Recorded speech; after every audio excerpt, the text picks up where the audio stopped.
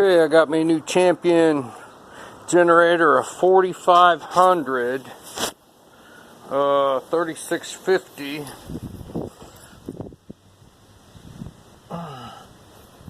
generator, and we got here, this is a Predator generator, and this is the Champion, and you can see I took it out of the case. The Predator's out of the case, so it'll fit in the back of my motor coach.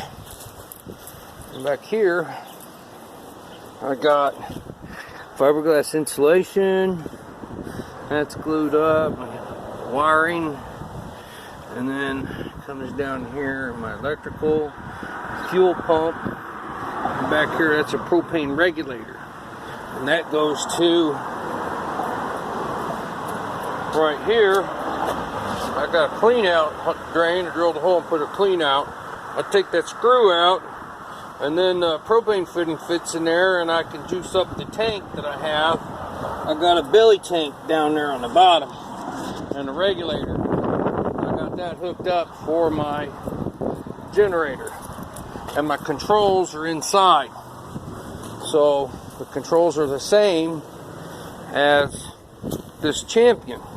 So this Champion's the same as a Durastar Duramax that has the 220/110 switch on it. And with the case here, you can see it has the switch here for 120 to 220, 240, 120. It has an RV plug. It's got a voltmeter and switch, and this is the new case. So what I'll do is I'll take this Predator and I'll put it inside the Champion case, but I'll use the Predator shell. I modified it. You can see here on the shell where I cut it with some tin snips, and I put on an electric starter. You can get this starter online, Amazon, for about 30 bucks. And 2 bolts, 10mm head bolted on. And there's a flywheel there. You'll have to buy the flywheel, but I had the flywheel off another engine that I put on this one, and I put it in, and I couldn't get it to work right because all I got was 110 out of it.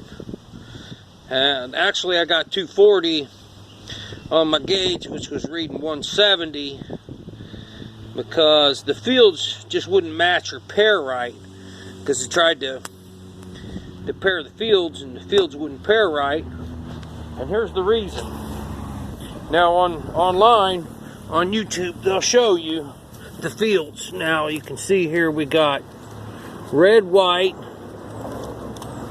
red and white, and black and white. And these are the two fields, red and white and black and white. And here's the regulator. But here's the deal. This regulator here is a 110 regulator, and it won't put out, it has a 110 and a 240 plug, but with this type of regulator it won't pair. Some reason they just won't pair. We put them together to get 110 with both fields together, and this one here is rated at 13 amp and 13 amp on the 110 or 120, and which give you 26 amps if they're paired.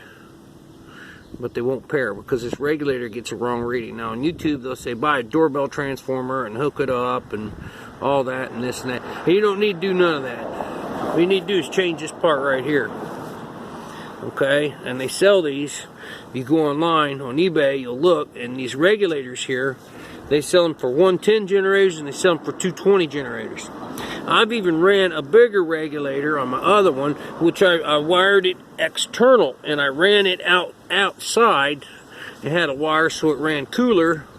It wasn't inside a hot generator head, and it was one for a 13 horsepower generator. And this here is the 6 horsepower. So back over to this one here you can see, here's our two fields. Now we got one field here, which is brown and white, and we got another field here, which is red and blue. Okay, and that's the same as Duramax. And that's the reason why it wouldn't work. Now here, on the voltage regulator, it looks like I got two yellows, a black, and a blue. Okay, and that's the type of regulator you need. And this one here has a blue, a white, two blues, a white, and a gray. And that's the 110 one. That's for your Harbor Freight Predator one. What you need to do is you need to change this one out. This guy here. So if you got to look under Champion parts, that's the regulator that you want, and it will clip right on because the clip is the same right there. So what you need to do is just change this part out, and then you can pair your fields on this Predator. Okay, now the difference between these engines, this engine, the Champion engine is better. Sorry to say, folks, but it's better.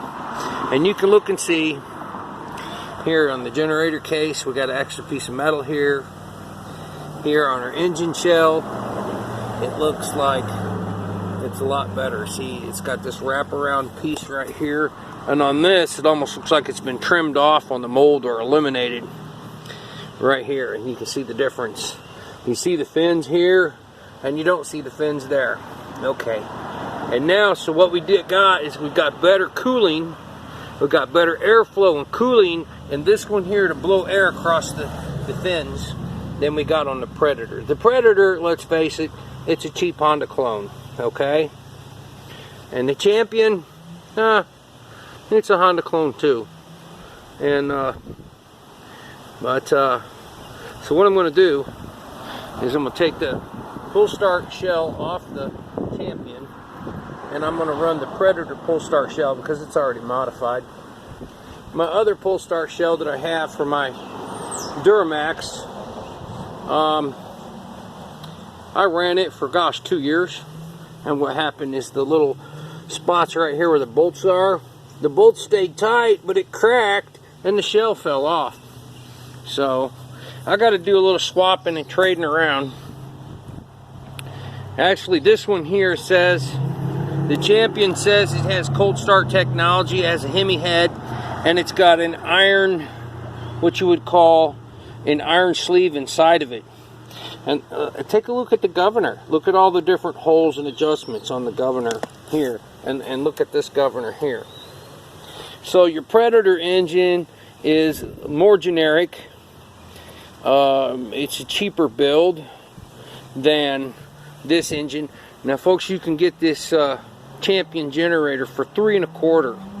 Okay, and I think that actually the Predator generator, I've seen them for 200 something, a little bit more, but I got this one for $3 1/4, $3.19, and you can't beat it. So this is the one I'm going with. And it looks more like the Durastar because it has a metal shell in the back for the carby, and this one's plastic. And it's really similar. It has a lot of the same parts. It actually has a newer type muffler on here. It's got actually a better muffler because if you look on here, it's got stainless steel screen. It's got a bigger hole and a built-in catalytic converter compared to the Predator, which I have the muffler off, and this is the one I'm using here. So it blows down, and then I put a muffler on it. It wore out. It burned off right here. So I'm not running any catalytic converter. But I'm going to change this up a little bit when I put it on there. So I've lived in my coach for 4 years now straight, non-stop.